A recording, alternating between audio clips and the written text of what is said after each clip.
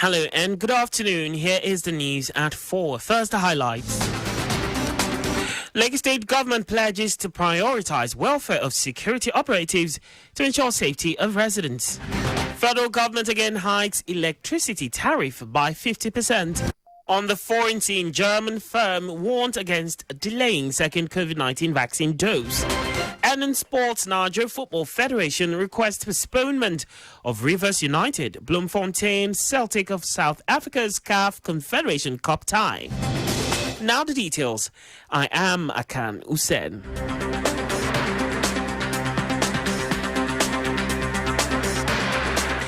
Lagos State government has promised to give priority to welfare of its security operatives for optimal performance and better management of the state's security architecture.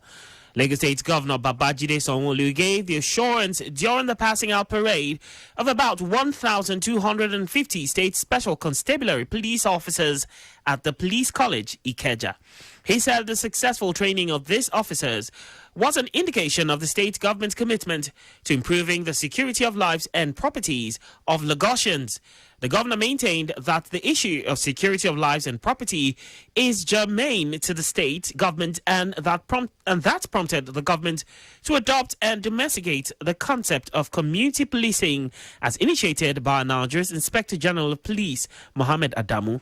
The governor, who was represented by his chief of staff, Tayo Ayinde, urged the graduates to work within the operational guidelines set by the authorities and asked residents to embrace the initiative of community policing. In an attempt to address this challenge, there was a national consensus on the need to embrace community policing, which has been identified as a potent strategy that will complement the efforts of the Nigerian police to effectively combat crime and criminal activities in our society. The constables drawn from various local government councils in Lagos are expected to return to their various bases to do community policing. Commandant of the Police College, Olashupo Ajani, urged the officers to work efficiently to police the communities according to the training they received. Present at the event were State Commissioner of Police Hakeem Odumosu, stakeholders, traditional and religious leaders, amongst others. The Lagos State Vehicle Inspection Service has announced that it will focus more on commercial and articulated vehicles as there will be massive enforcement of traffic laws. VIS Director Akin George Fashola, who stated this today on our program Your Side Mirror, said the agency will also focus on blacklisted rickety vehicles and vehicles without license plying the highways and major roads. George Fashola said commercial drivers and others must bring their vehicles to the station for proper testing. He said the agency has 18 centers spread across the state for this purpose, adding that 4 will be added to it soon. The vision for this year is more digital interface, more effective enforcement, and giving people the opportunity to do the right thing at the right time, less infraction on citizens, but more interaction using social media, using all available means. And people need to recognize the fact that your safety is your primary responsibility. It doesn't fall on the state alone. George Fashola urged drivers to drive carefully and also make sure their vehicles are in good condition before embarking on any journey. The Nigerian Maritime Administration and Safety Agency, NIMASA, says the Badagry Deep Sea Port project in Lagos State is strategic to the development of Nigeria as a global maritime hub. NIMASA Director General Bashir Jamo said this in Lagos when he paid a courtesy visit to the Akran of Badagry, His Royal Majesty Deweno Aholu Menu Toyi I. He said the visit was meant to honor the traditional ruler and his kingdom for allocating land to NIMASA to establish its presence in the community as Nigeria's maritime regulatory authority before the takeoff of the Deep Sea Port project. Jamo, who thanked the Akran for his hospitality and the land allocated to NIMASA, promised that the land will be judiciously utilized and that he would work with the traditional ruler and the kingdom to see to the implementation of the Deep Sea Port project. The Accident Investigation Bureau, Nigeria, is set to hold a conference to educate stakeholders on how to reduce high rates of human errors in air accidents. AIBN Commissioner Akan Usen, who made this known, observed that like majority of accidents, aviation disasters were preventable if the necessary precautionary measures were put in place and observed. Olateru said the conference, which will be held physically and virtually, will be attended by about 300 industry stakeholders, including airline operators, airport operators, investigators, safety inspectors, pilots, engineers, and air traffic controllers. He identified some of the human factors that induced air accidents to include inadequate training of technical personnel, poor facilities, fatigue, and poor communication between the cockpit and the control tower.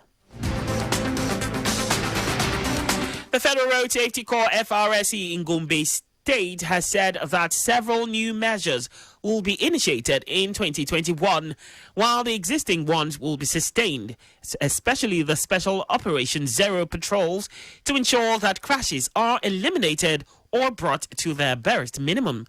The State Sector Commander Ishaku Ibrahim, who made this known, said the command had embarked on a series of initiatives in recent times, especially during the just concluded Ember Months campaign, to ensure zero or minimal crashes in the state. According to him, the reports from those initiatives and the intensive campaigns have shown a reduction in road crashes to minimal levels when compared with the previous months and years in the state. Ibrahim advised motorists against speeding in the new year, adding that there was the need for motorists to be cautious while on the road to ensure that they arrived safely at their destinations. Now to the rest of the stories. The Nigerian Electricity Regulatory Commission, NERC, has approved over 50% hike in electricity tariff effective January 1, 2021. The new tariff hike regime is to be paid by customers of the 11 electricity distribution companies, DISCOs. This is coming just 2 months after a previous hike in November 2020. In a revised multi-year tariff order signed by the new chairman of NERC, Sanusi Garba, the new tariff increase took effect on January 1, 2021 and supersedes the previous order. As part of measures to ensure food security, the Federal Capital Territory Administration has commenced an aggressive campaign targeted at boosting dry season farming and has also trained about 2,000 farmers in pest control and storage techniques. Acting Secretary FCT Agriculture and Rural Development Secretariat, Ibe Chukwuemeka, who made this known, said the campaign is designed to mitigate the adverse effects of the continued attacks on farmers by bandits in some parts of the country. Chukwuemeka, who said the FCT has large farming populations that could contribute maximally to the nation's food production, said the Secretariat is currently embarking on programs to support dry season farming activities in order to guarantee the availability of food all year round. He added that apart from providing irrigation equipment to farmers, such as water pumping machines and hoses, the Secretariat has assisted farmers to construct earth dams. And now to foreign news. German firm BioNTech has warned that there is no data backing the safety and efficacy of delaying the second shot of its COVID-19 vaccine beyond 3 weeks, as some countries push back the jab to give more people their first dose. BioNTech, which developed the vaccine with US giant Pfizer, said its clinical data showing 95% efficacy was based on a 2-dose schedule separated by 21 days. Faced with limited supplies of the vaccines, Denmark on Monday said it will space out the jabs by up to 6 weeks, while Britain has said it would wait up to 12 weeks before giving the second jab. Germany too is mulling pushing back the second shot to beyond 21 days.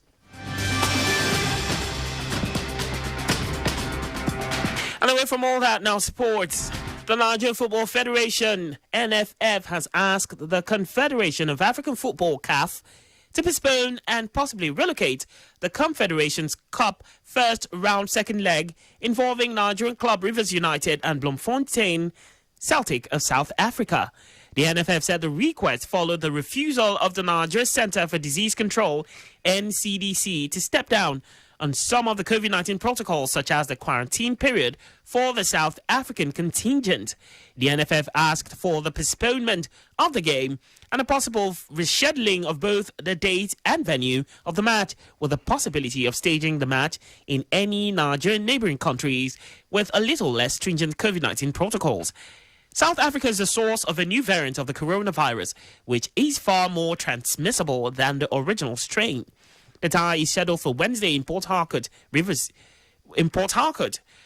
United won the first leg 2-0 in South Africa a fortnight ago. And that's the news at 4, but just before we go, do not ignore the symptoms. A sudden loss of taste or smell, cough or fever may be COVID-19. Please call your state hotline for testing. You can listen to Lagos Traffic Radio on our website, www.trafficradio961.ng, and follow us on our various social media platforms, on Twitter at Lagos Traffic 961, on Instagram Lagos Traffic, and on Facebook Lagos Traffic Radio 96.1 FM. On YouTube, subscribe to our channel on Traffic Radio 961. To end the news, here are the highlights of the major stories. Lagos State government has promised to give priority to the welfare of its security operatives for optimal performance and better management of the state security architecture. The Nigerian Electricity Regulatory Commission, NERC, has approved over 50% hike in electricity tariff effective January 1, 2021. We also told you that German firm BioNTech has warned that there is no data backing the safety and efficacy of delaying the second shot of its COVID-19 vaccine beyond 3 weeks, as some countries push back the jab to give more people their first dose. And in sports, the Nigeria Football Federation, NFF, has asked the Confederation of African Football, CAF, to postpone and possibly relocate the Confederations Cup first round second leg involving Nigerian club Rivers United and Bloemfontein Celtic of South Africa. For contact with the newsroom, send a message to newsroom@trafficradio961.ng. And that ends the news broadcast compiled by Abiola Fagbolagun. I am Akan Usen. Thanks for listening and please stay safe. Good afternoon.